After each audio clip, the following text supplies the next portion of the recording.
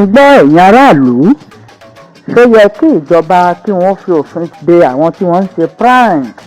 Ọ̀rọ̀ yìí ló ń jà ràyìn lórí ayélujára báyìí bí ọwọ́ ọlọ́pàá ṣe tẹ gbajúgbajà adẹ́rìn-pòṣónú tó ń ṣe prank, ìyẹn Trinity Guy, ẹni tí wọ́n sọ wípé ó sọ fún ọmọ kékeré ọmọ ọdún 10 wípé kó máa ṣe àpèjúwe nǹkan ọmọkùnrin òun bó ṣe rí àti bó ṣe tóbi mọ́. Ọ̀rọ̀ yìí ló fa wàhálà tí ìjọba ṣe nawọ́ gan Trinity Guy tó sì wà ní àhámọ́ wọn. Kódà níbẹ̀ ló ti ṣe ọdún iléyá tó ré kọjá. Ọ̀rọ̀ wà tí ń lọ lórí ayélujára wípé ó yẹ kí ìjọba fòfin de àwọn tí wọ́n ń ṣe prank káàkiri orílẹ̀-èdè Nàìjíríà.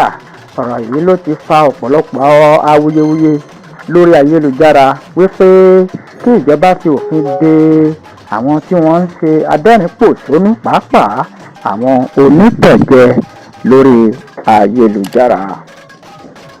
Trinity Guy tí ilé-ẹjọ́ májísírèètì tó ń gbọ́ ẹ̀sùn tí iléeṣẹ́ ọlọ́pàá fi kàn án ní kí wọ́n fi pamọ́ sọ́gbà ẹ̀wọ̀n títí di ìgbẹ́jọ́ tí yóò fi wá sópin. Abdullahi Moruf Adisa, ẹni tí ọ̀pọ̀ mọ̀ sí Trinity Guy, ló jẹ́ adẹ́rìn-pòṣónú tó máa ń mú àwọn ènìyàn ṣeré pẹ̀lú ìtànjẹ tó sì tún jẹ́ òṣèré tíátà tó ń gbé nínú ìlú Ìbàdàn, apá gúúsù ìwọ̀ oòrùn orílẹ̀-èdè Nàìjíríà.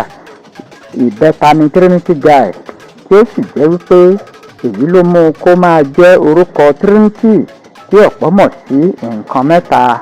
Trinity Guy, ẹni ọdún 31, ló kọ́kọ́ fi orin kíkọ bẹ̀rẹ̀ lọ́dún 2016 pẹ̀lú ọ̀kan lára àwọn ìbẹ́ta rẹ̀ tó jẹ́ ọkùnrin tí wọ́n sì jẹ́ Trinity Guys. Ó ti kópa nínú sinimá àti pé sinimá méjì yóò tún jáde láti ọwọ́ arákùnrin náà. Ó ṣe àwọn iṣẹ́ mìíràn bíi ẹ̀ṣọ́ ojú omi àti olùkọ́ ní ilé ìtura gẹ́gẹ́ bí olùkọ́ni eré ìdárayá.